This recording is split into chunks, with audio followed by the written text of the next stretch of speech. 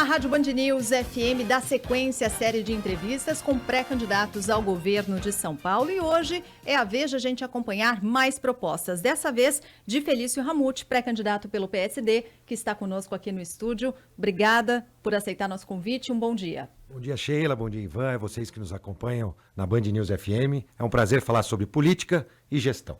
Bom, candidato, o que a gente fez nessa rodada de entrevistas? Nossa central de atendimento ao ouvinte, Ricardo Boechat, elencou ali entre os nossos ouvintes aqueles assuntos que os ouvintes gostariam de ver abordados nessas entrevistas, ou seja, o que os ouvintes consideram prioridades para o governador de São Paulo, para o futuro governador. 3 assuntos foram aqueles mais citados: segurança pública, saúde e educação. Então, a gente vai aprofundar mais esses 3 assuntos. Agora, antes de a gente abordar esses 3 temas, é claro, eu preciso também tocar aqui em outros aspectos políticos, econômicos, porque da economia a gente depende demais para que outros projetos caminhem, não é? E antes também é uma pergunta um pouco mais geral de como o senhor enxerga o estado de São Paulo hoje, o contexto econômico, dentro do contexto econômico brasileiro. A gente está falando tanto de preço de combustíveis, a gente está falando tanto de pressão na inflação, inflação que atinge em cheio alimentos e, portanto, a população mais pobre. Nesse cenário aqui, o que o senhor espera, caso eleito, encontrar, ao sentar na cadeira de governador, como equilibrar promessas e como tratar dessa realidade financeira do Estado? Incrível, Sheila, o diagnóstico é esse mesmo. O emprego tem avançado, né, a geração de emprego no nosso país e no nosso Estado também. A gente percebe que chega no dia 20, né, os trabalhadores abrem a geladeira e não encontram a comida para alimentar a sua família. É importante, claro, ações do governo federal, mas o Estado pode e deve fazer a sua parte. Existe uma situação ímpar em relação à gestão pública. Quando a inflação aumenta, a arrecadação aumenta. Por isso que o Estado hoje tem 52 bilhões de reais de superávit. E aí teria uma grande oportunidade para reinserir esses valores no mercado para gerar mais emprego e renda e criar um círculo virtuoso com esse recurso. Foi anunciado agora esses 52 bilhões de superávit e eles deveriam ser aplicados justamente para fomentar a economia. Uma das propostas claras é o retorno do ICMS das empresas exportadoras. O Estado deve bilhões para empresas exportadoras de todo o Estado que produzem e exportam os seus produtos e não paga isso da forma adequada e no tempo certo. Nossa proposta é que possa ser retornado esse ICMS para investimentos. Investimentos em obras, construções, ampliação da linha de produção e também para aquisição de maquinário. Isso cria, sem dúvida nenhuma, um ciclo virtuoso com esse recurso na mão da iniciativa privada, que é muito mais ágil do que o governo. Vale lembrar, emprego, quem gera não é governo. O governo faz obra de infraestrutura, é importante para preparar o país e o Estado, mas quem gera emprego mesmo é o empreendedor. Eu venho da iniciativa privada, talvez seja o único pré-candidato que saiba o que é uma fatura, né, uma duplicata, tenho essa experiência do outro lado do balcão e sei que a gente precisa fomentar, simplificando também, desburocratizando o Estado, para a gente poder abrir empresas no menor tempo possível. Em São José dos Campos, onde eu fui prefeito e deixei a prefeitura recentemente, em 24 horas você abre a empresa. Também nas cidades fomentar estruturas para melhor planejamento urbano, para que a gente possa desenvolver a construção civil no Estado com o apoio do governo estadual. Portanto, o Estado tem essa missão, tem essa obrigação. Claro, além dos programas emergenciais, como em São José, onde nós fizemos o Pró-Trabalho, que é uma frente de trabalho a serviço da prefeitura. Isso é possível também fazer no Estado, ainda que, né, eu acabei de receber recentemente, por conta dessa iniciativa, o Superior Tribunal Federal condenando a cidade por estar querendo burlar o concurso público ao oferecer uma bolsa de trabalho para que trabalhadores pudessem trabalhar no dia a dia da cidade, R$1.000 por mês, né? E isso, infelizmente, o STF entendeu que não seria legal do ponto de vista da cidade, mas no Estado pode ser feito e a gente atende a essa proposta, entende que esse é o caminho. Qualificação, tem muito emprego sobrando em muitas áreas, muito emprego, né, que pode ser gerado através de qualificação. A área de TI é uma delas, né? Eu fui programador de computador, venho da área de TI e sei que é uma área onde a gente precisa fomentar a qualificação. O Estado tem todas as condições de fazer isso. Bom, falamos sobre economia, demos uma passadinha também aí por uma questão que o senhor falou do ICMS, né? Os impostos. Acho que isso vai ser uma tecla muito batida nos debates, enfim, na pré-campanha.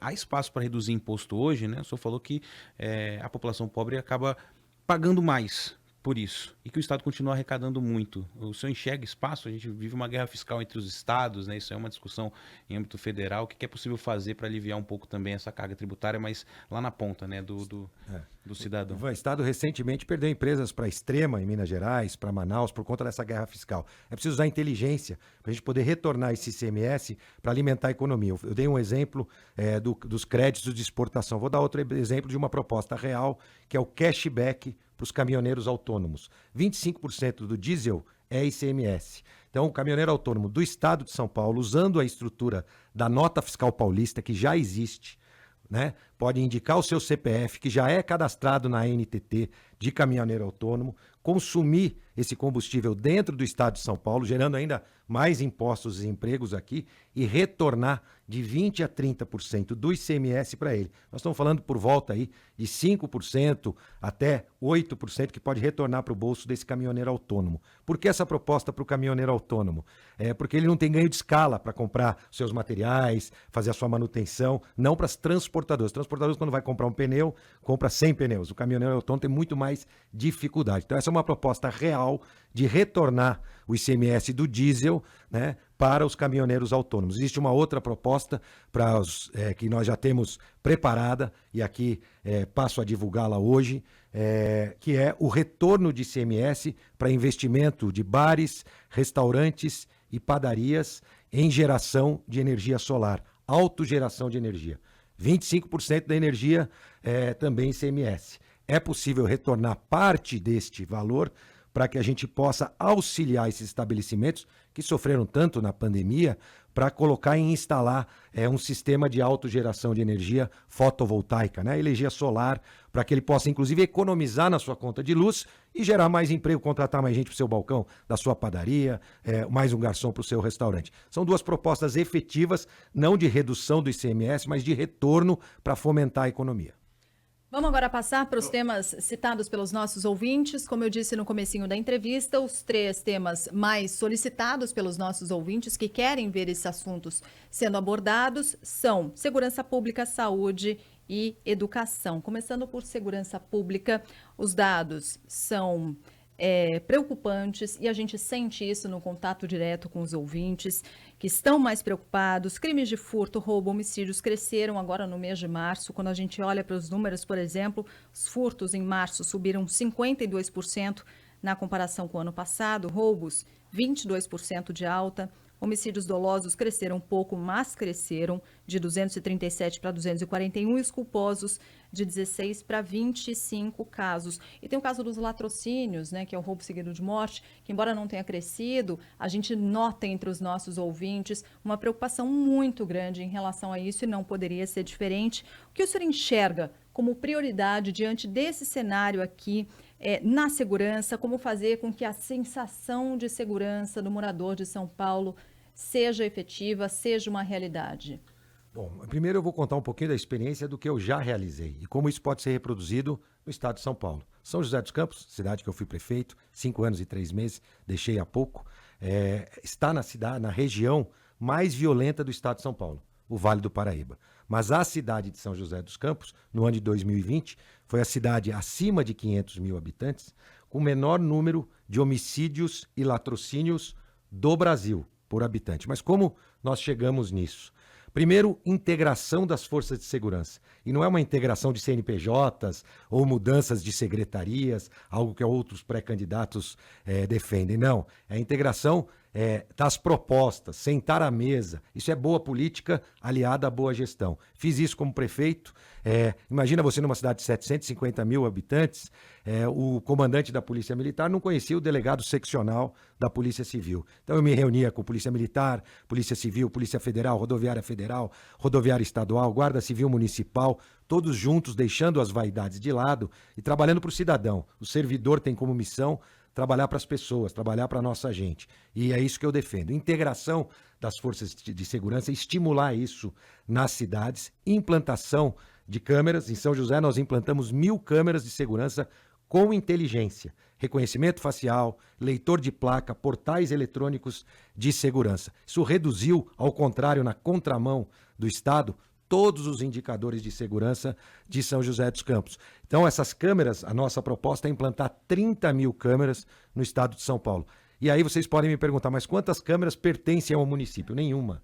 As 1.000 câmeras são contratadas por prestação de serviço, a inovação até na contratação. Porque quem conhece o dia a dia das cidades e do estado sabe a dificuldade, às vezes, de consertar alguma coisa que quebra ou uma comunicação que falha, a burocracia que isso atinge. Quando você contrata uma empresa para prestar o serviço e fazer todo esse gerenciamento dessas imagens, levando para uma central de monitoramento, isso faz toda a diferença, porque você tem o serviço 24 horas por dia funcionando. No estado de São Paulo é possível implantar 30 mil câmeras, fazer com que haja as leituras de placa. Em São José dos Campos, por exemplo, uma cidade de 750 mil habitantes, são 3 milhões de placas lidas todos os dias. Qualquer pessoa que andar pela cidade é rastreada, tanto para que alguém que cometa um crime específico de roubo de veículo ou outros tipos de crime. E, por fim, todas as forças de segurança, aí, Polícia Federal, batalhões da Polícia Militar, Polícia Civil, DIG, tem uma mini central instalada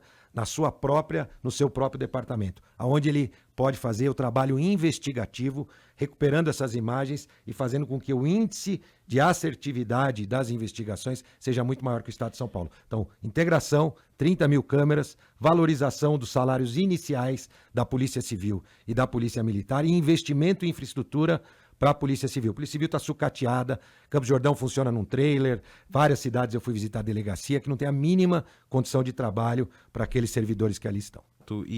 Mas antes de falar de problemas que os ouvintes citam muito, como a falta de medicamentos, que tem sido algo frequente, inclusive muitos deles de responsabilidade do governo do estado, outros de prefeitura também, enfim, fila de cirurgias, que é algo que também está sendo bastante debatido. Eu queria falar sobre um aspecto administrativo mesmo. A gente tem um estado governado há anos e anos pelo PSDB, partido que teve apoio do PSD muitas vezes também, e eu queria saber, na questão da saúde, o que o seu plano de governo para o estado de São Paulo converge e no que diverge na questão da administração dessas unidades de saúde. Então, por exemplo, é favorável às organizações sociais, o uso delas, né? Muita gente critica porque dizem que é uma forma de você burlar a questão fiscal e tudo. Queria saber o seu ponto de vista em relação à administração das nossas unidades de saúde, se há alguma mudança no seu plano de governo em relação ao que o PSDB faz há muitos anos aqui no governo do estado. Olha, as OS são uma solução, e essa é uma coisa interessante do PSD. O PSD é um partido de centro, portanto nós não temos compromisso ideológico com as tais ações ditas de direita, como privatizar, conceder. Nós defendemos a eficiência do Estado, ou compromisso ideológico em estatizar tudo, como a esquerda, mas valorizamos sim o SUS, valorizamos sim a universalização do ensino, valorizamos sim os programas sociais. Então, o PSD tem liberdade de pensar e agir pensando no cidadão. A principal ideologia é prestar um melhor serviço para o cidadão. Baseado nisso, a gente tem que analisar cada caso, mas as OS da saúde são uma grande ferramenta, e assim eu fiz também na Prefeitura de São José dos Campos, para poder gerir com eficiência o sistema de saúde. Não só as OS, empresas privadas também, contratadas para prestar serviços na área de saúde, seja exames, cirurgias, cumprem um grande papel e podem cumprir um melhor papel ainda no Estado. São José não sofreu, desculpa te interromper, com a falta de profissionais, por exemplo, porque as OS costumam contratar menos também. Você falou de déficit da polícia que não vai voltar a ser o que era. No caso dos profissionais de saúde, isso não acontece também. Não, é diferente. Inclusive na pandemia, São José, entre as cidades acima de 500 mil habitantes, é a cidade com o menor número de óbitos por habitante de Covid-19. Ali, as OS têm um compromisso com o município e o município com as OS. Quando você faz um contrato, e aí você tocou num tema importantíssimo.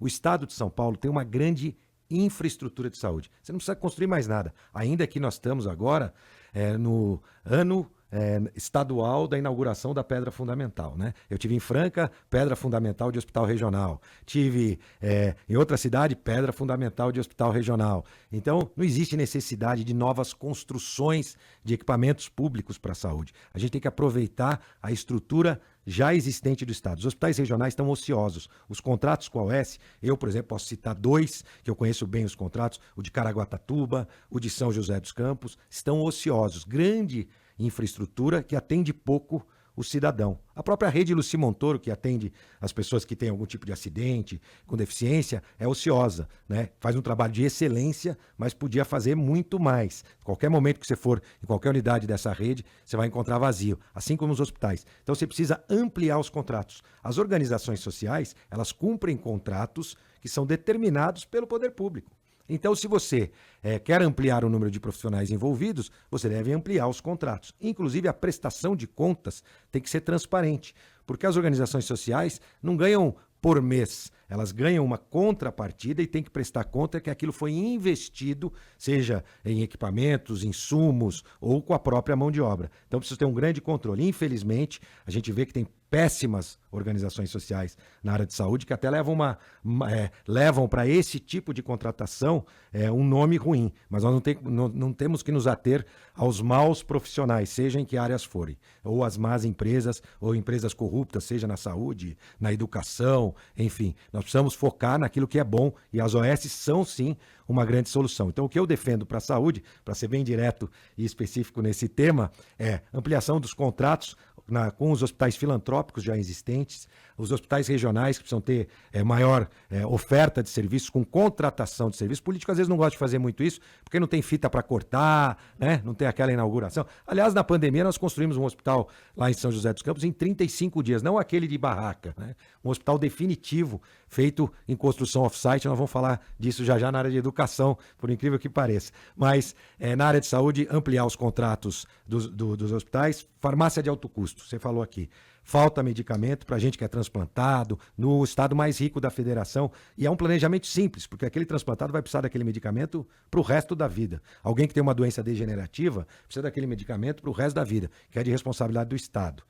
Nós vamos entregar esses medicamentos em casa, na casa das pessoas. E o processo é completamente arcaico. Quem tem uma família que precisa de medicamento de alto custo sabe disso. É burocrático, arcaico, tem que ter renovação a cada 3 ou 6 meses, ampliaram para 6 meses na pandemia. A gente tem que digitalizar esse sistema e entregar na casa das pessoas. Um trabalho de logística. Por fim, se você também procurar na rede estadual de saúde, falta aparelho auditivo para milhares de pessoas no estado de São Paulo. Quem tem alguém na família que tem problema de deficiência auditiva sabe a diferença que isso faz para a vida das pessoas. É lamentável que o Estado, que tem 52 bilhões de superávit, não veja a saúde como prioridade. Então é possível fazer muito mais com o recurso que já existe pela saúde do Estado de São Paulo. Como o senhor pretende, num eventual governo, acabar com a fila que ficou represada durante a pandemia de cirurgias eletivas? Olha, primeiro vamos separar, né? Tem obrigações dos municípios. A rede básica de saúde,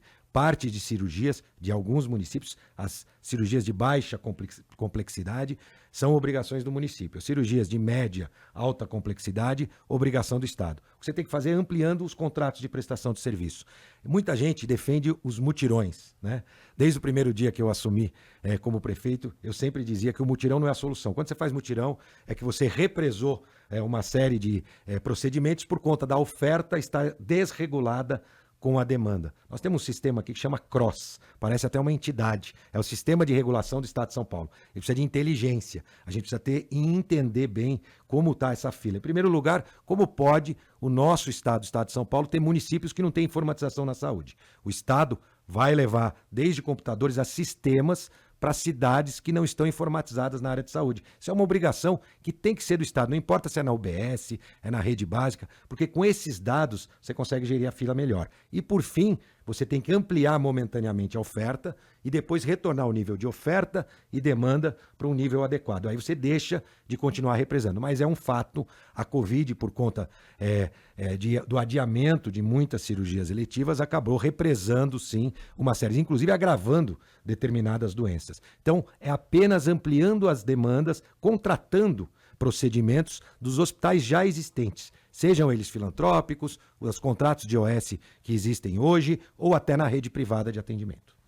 A educação, o senhor estava falando de saúde, falando, daqui a pouco eu vou falar da educação. Elas conversam em que aspecto, né? Porque a gente não. Porque enfim, a pandemia ela causou esse impacto gigantesco, acho que em todas as áreas. E no caso da educação de São Paulo, é algo que é visível, que os dados, os resultados, né, das avaliações dizem isso, né? Do retrocesso dos alunos, né? Que, enfim, não estão ali se formando no ensino médio com uma defasagem de 6 anos no ensino. Ficou gritante também a diferença de acesso à tecnologia, de acesso às aulas. Muita gente não conseguiu simplesmente ter aula em casa, né? Porque não tinha um equipamento, não tinha uma conexão, uma internet, às vezes um celular que usa da mãe, do pai, que não é um celular de última geração. Enfim, o que o senhor enxerga de fato de desafio na educação agora, para um período pós-pandemia, e aí eu pergunto da correlação com a saúde nesse aspecto também. Não é preciso construir escola, é possível fazer com o que já tem, é possível, com a estrutura que o Estado tem, melhorar isso, trazer de volta o aluno para a sala de aula, e também queria que o senhor falasse um pouco da situação dos professores, né? Muitos afastamentos também, o pedido de aumento de salário, embora a Alesp tenha aprovado recentemente o piso deles, né? A reestruturação da carreira. Não é muita gente da categoria que tenha gostado do projeto que foi aprovado lá. Primeiro deixar claro, ao longo da pandemia, e a gente tem que falar um pouquinho da pandemia para entrar na educação, eu tive muitos embates com o governo do Estado, né? E um deles era em relação à educação. Eu era absolutamente contra o fechamento das escolas, né? Eu não era um negacionista, não sou um negacionista. São José tem como eu disse, o melhor número de óbitos por habitante, o menor número do estado de São Paulo, das cidades acima de 500 mil habitantes. Mas nós não podíamos ter deixado essas crianças para trás. Ali, infelizmente, houve um erro. Dentro das escolas, as crianças poderiam aprender, inclusive, como se comportar e levar isso para dentro das suas casas. Seria muito importante que a gente não tivesse perdido essa oportunidade. Para vocês terem uma ideia, em São José dos Campos, os professores permaneceram nas salas de aula, mesmo sem alunos. De lá, eles preparavam os materiais para os alunos, materiais físicos, como você bem disse, muitos alunos não tinham acesso digital. Eles precisavam dos materiais físicos. Preparavam, os pais iam até a escola, retiravam os materiais, levavam para as crianças que não tinham acesso, preparavam também os materiais digitais, merenda servida como marmita, para que os pais e conhecidos vizinhos iam lá, retiravam. Tem gente que depende da merenda para alimentar a sua família dentro da sua casa. Tudo isso permaneceu funcionando, ainda que sem as crianças, por um impedimento legal. No caso dos professores, eu tive discussões, obviamente, judiciais com o sindicato dos professores, mas São José teve um entendimento da justiça que permitiu que isso permanecesse. Agora, quais são as propostas futuras? Então,